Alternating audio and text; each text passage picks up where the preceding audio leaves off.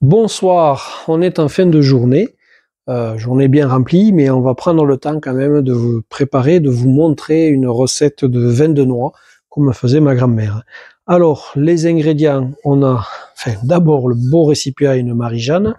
Ici, on a 1 kilo de sucre, on a des noix vertes qui ont été coupées en 4. On a 1 litre d'alcool de fruits, mais vous pouvez aussi utiliser l'eau de vie de papy, hein, ça va très bien. Du vin, donc il faut quand même un vin qui soit bon pour faire du bon truc.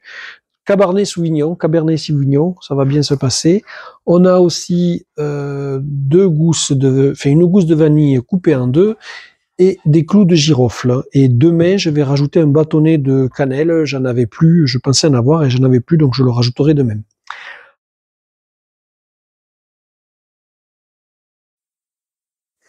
Allez, maintenant qu'on a mis les noix dedans, donc c'est l'équivalent de 30 noix pour faire un mélange de 5 litres. En gros, comme j'ai dit tout à l'heure, 30 noix, 1 litre d'eau de vie et 5 litres de vin et 1 kilo de sucre. Bon, si j'avais pas été niaille, j'aurais pris un entonnoir, mais j'ai oublié de le prendre. Donc on va se débrouiller comme ça va le faire. Donc, 1 litre d'eau de vie. Après, on va bien remuer pour enchanter les papilles.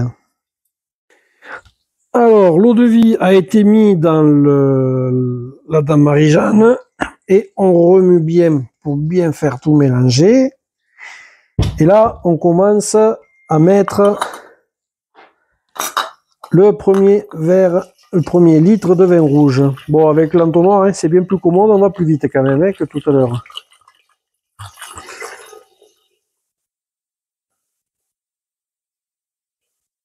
Là. Et d'un. Pareil, hein, on va remélanger à chaque fois. Ça fait pas de mal. Si ça fait pas de mal, si ça fait pas de bien, ça fera pas de mal. Voilà. Maintenant, on va passer au sucre.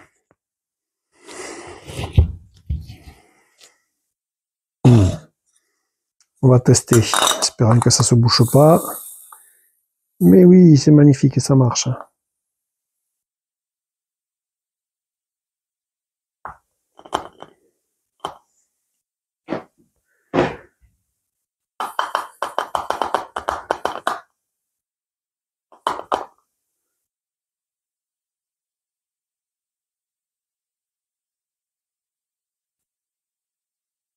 Allez, est-ce qu'on est à droit? Est-ce qu'on est à droit?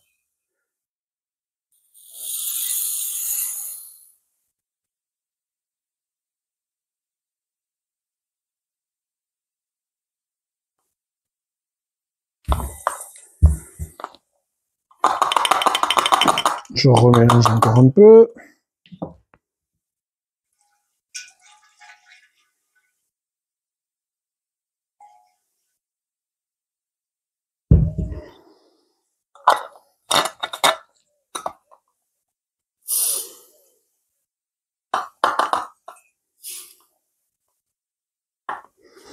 Allez, je vais remettre du vin, je remettrai du sucre un peu plus tard pour que ça puisse bien se dissoudre.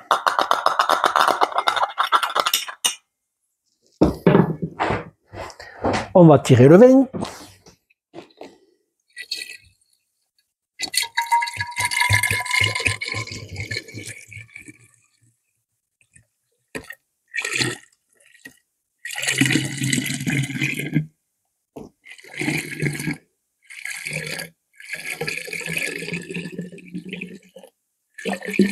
On va essayer de ne pas faire déborder. Il en manque un peu, hein. On n'est pas à 1 litre.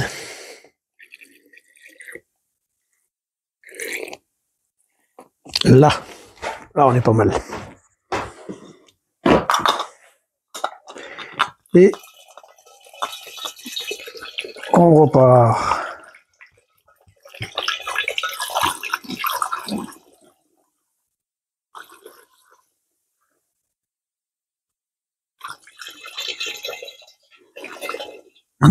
Ça sent bon, ça s'effluve.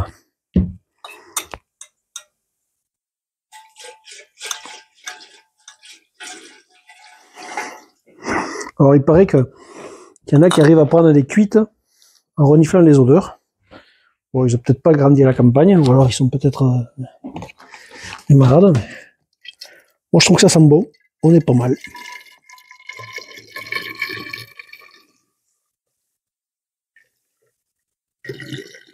Allez, le troisième bouteille. Petit Cabernet Sauvignon.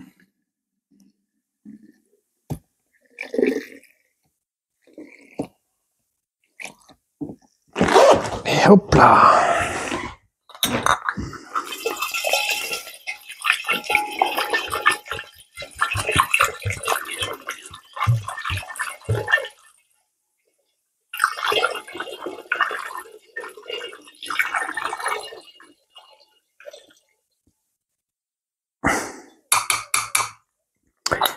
Et de 3. Du coup, on va mettre les clous de girofle, les 4 clous de girofle. Hop. Allez, allez. Voilà. Taconnier, on va mettre la gousse de vanille partagée en 2. Voilà. Et maintenant, le reste du sucre.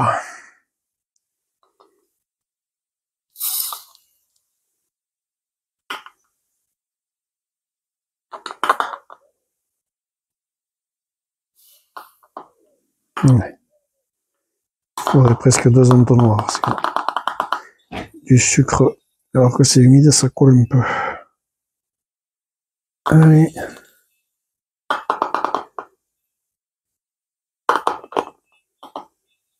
Bon, ceci dit, ça le mélange bien.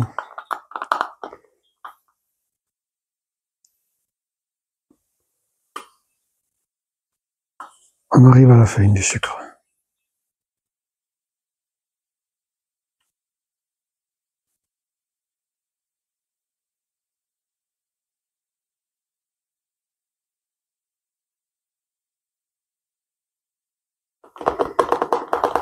Il faut ce qu'il faut, ouais. Après, quand on fait l'apéro, on est bien content quand on reçoit les amis à la maison. Ou avec modération, pardi. Pas plus d'une bouteille.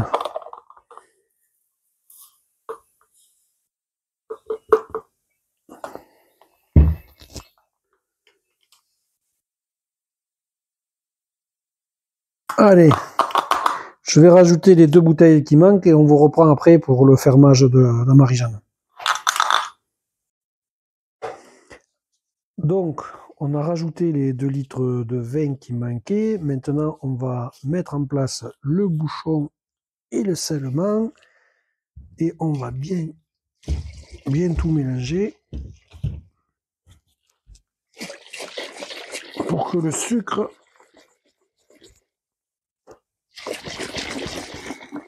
voilà, on fait une belle dynamisation et il faut que ce soit absolument étanche. Donc on va faire un petit rapier à lui tout autour et là on va l'oublier pendant 40 jours. Et une fois que ça aura passé les 40 jours, on filtrera, on le mettra en bouteille et après on le laissera tranquille 100 jours. Alors on pourra le goûter, hein, mais plus on attendra, meilleur il sera. Et donc les anciens disaient, une fois qu'il est mis en bouteille, il faut attendre 100 jours. Vous voyez, je mets 2 de plus pour être bien sûr que ça ferme bien. Et après, du scotch pour bien serrer le truc.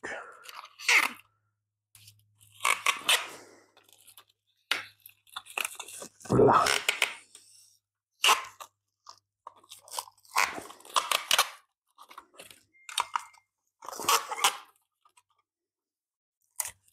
Et voilà.